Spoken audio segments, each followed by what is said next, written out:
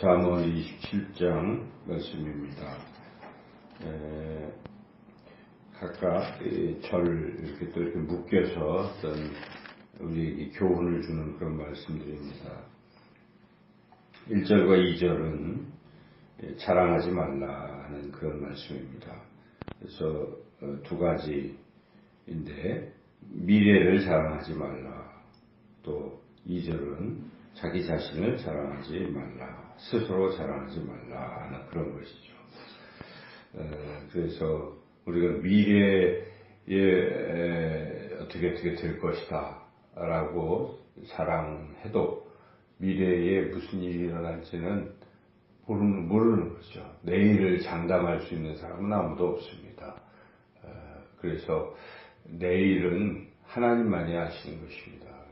그래서 하나님 믿는 사람들은 겸손해야 하고 하나님께 모든 것을 맡기고 그렇게 살아가야 되죠. 그래서 미래를 장담하지 말는 그런 측면도 있고, 또한 또 반대로 생각해 보면 사람들은 미래에 대한 불안을 느끼고 두려움 속에 살아가는데, 또 하나님 믿는 사람들은 내일 일을 또 염려하지 않는 거예요. 예수님께서 내일 일은 내일이 염려하게 둬라 이렇게 말씀하시면서 아무것도 염려하지 말라. 먹는 것, 입는 것, 마시는 것, 그 모든 것 다 하나님이 아시니까 염려하지 말라.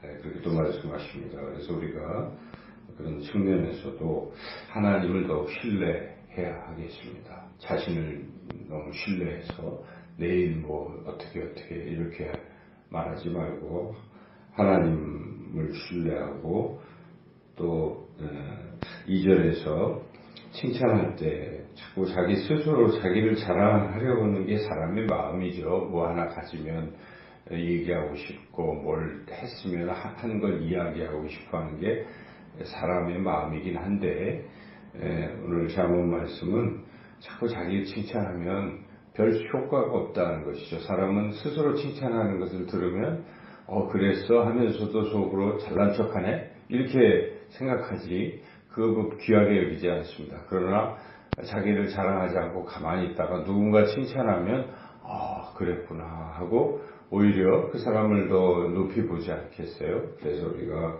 이 자랑하는 문제, 장담하고 내일 자기 스스로 또 자기 자신을 자랑하는 것을 하지 말라 하는 말씀입니다.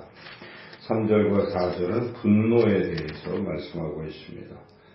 분노라는 것은 좋지 않다는 것입니다. 그래서 돌보다 더 무겁다, 그 영향력이 크다는 것이죠. 분을 내게 되면 그 잔인한 것이고 창수와 같이 걷잡을 수 없이 많은 어떤 좋지 않은 일들을 만들어낼 수가 있어요. 그래서 분은, 성경은 계속 분을 내지 말라라고 그렇게 말씀하고, 또 분을 순간 낼 수는 있습니다. 하지만 내고 나서 그 분을 계속 마음에 품고 또 다음날도 분을 내고 있는 사람은 어리석은 것이다. 에베소서에서도 그렇게 권면하고 있습니다. 그 다음에 이제 5절부터 11절까지는 이제 하나로 한 주제로 묶일 수가 있습니다. 그것은 책망, 친구가 하는 좋은 충고, 책망은 잘 들으라는 것이죠. 귀한 것이다 하는 것입니다. 그냥 누군가 아첨하고 하는 이런 입술에 있는 그런 것에 너무 현혹되지 말고 진실한 충고를 잘 받아들이라 하는 것이죠. 그래서 5절부터 시작되는데, 면책이라는 말은 얼굴 면자, 그리고 책은 책망한다. 그러니까 얼굴 앞에서 얼굴을 보고 책망하는 것은 참 쉽지 않은 일이죠. 그런데 그렇게 그래도 그런 좋은 충고, 책망은 숨은 사랑보다 나으니라. 숨은 사랑은 말도 안 하고 그냥 숨기는 듯한 이런 사랑이라는 것이죠. 그래서 그것에 대한 설명이 이제 6절에 나와 있다고 볼 수 있는데, 친구의 아픈 책망은 충직으로 말미암는 것이나 원수의 잦은 입맞춤은 거짓에서 난 것이니라. 왜 그냥 입에 달린 좋은 소리만 살살 하는 사람이 있잖아요. 근데 그 사람 그렇게 두면 결국 어떻게 되겠습니까?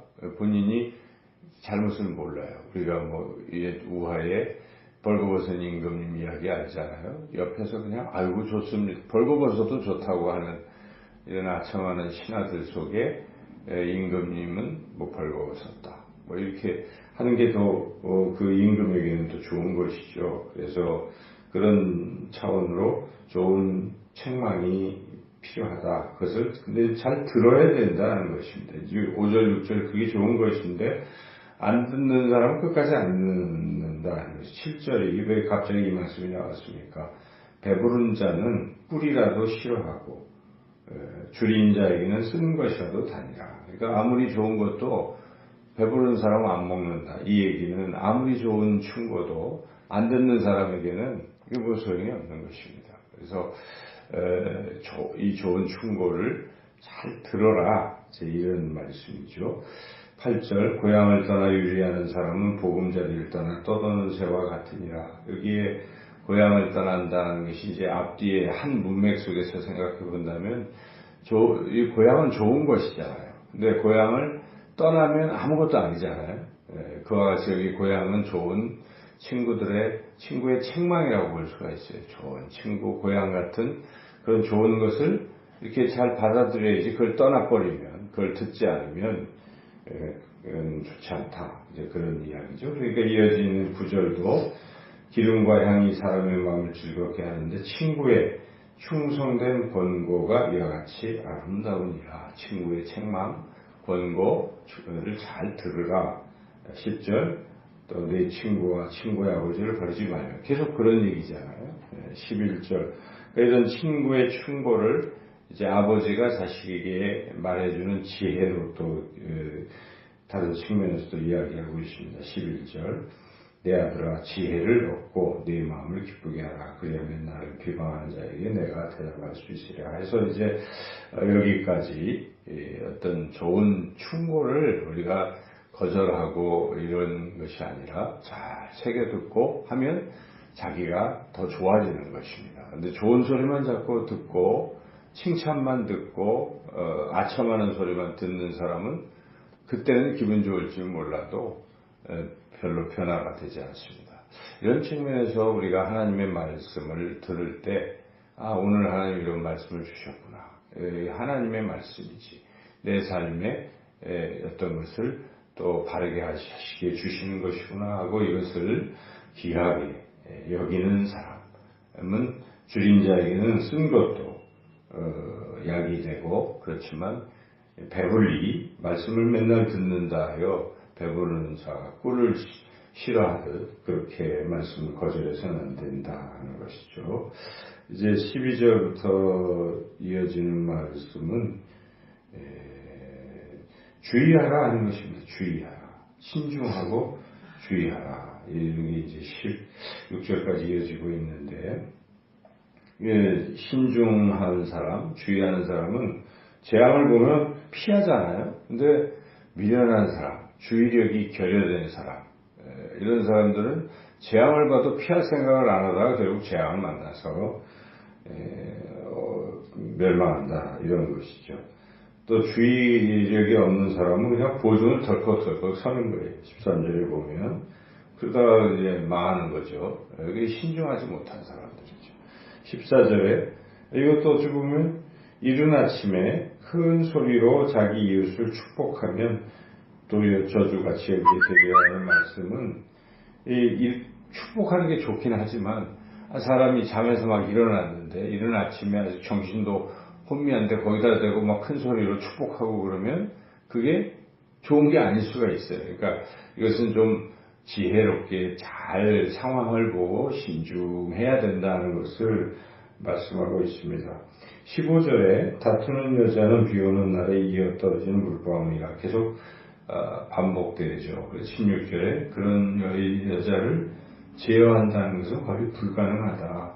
바람을 제어하는 것 같고 기름을 움켜쥐는 것과 같다는 것인데 이건 이제 가정에서 여자가 신중하지 못하고 하면 계속 이제 다툰다는 것은 이제 속된 말로 바가지를 계속 긁는 거죠.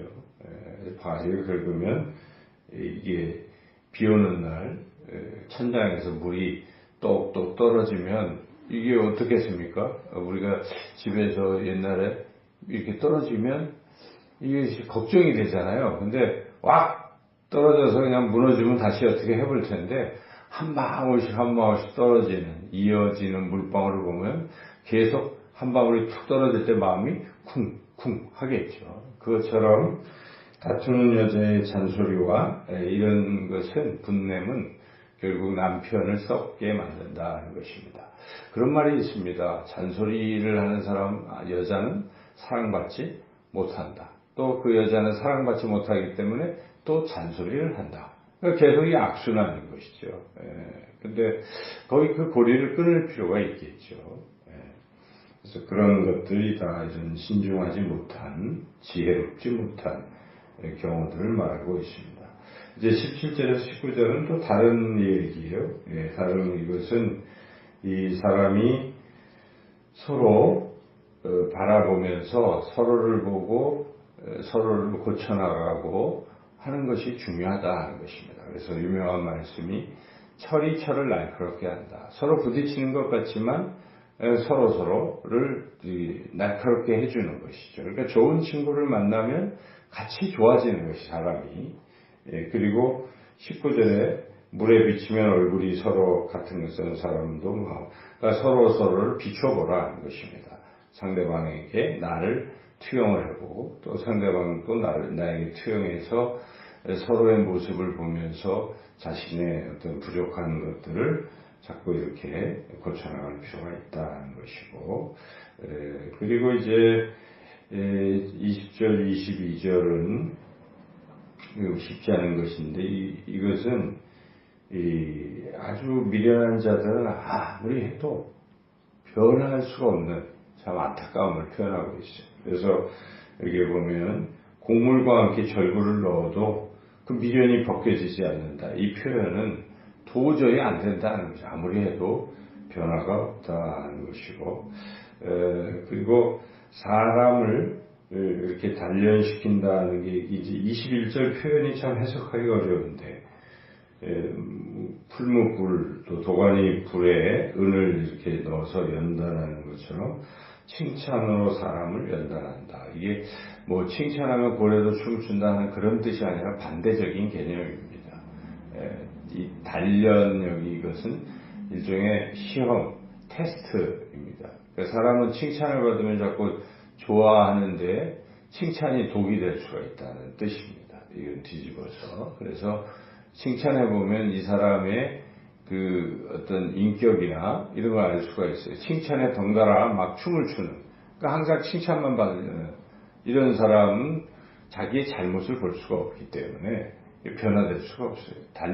이렇게 잘 다듬어질 수가 없습니다. 그래서 앞에 이 전체적인 맥락에서 좋은 친구의 아픈 책망이 도움이 된다는 것과 이걸 연결시켜 보면 사람이 칭찬해 보면 그 사람이 참 별로 가능성이 없다는 것을 알 수 있듯이 칭찬에 약한 사람 그렇게 해서는 안 되고 칭찬보다는 좋은 친구의 아픈 책망도 잘 들어야 변화될 수 있다. 이제 그런 말씀이죠. 마지막 23절에서 27절은 이제 앞선 주제와 좀 다른 주제인데 아마 한 농부가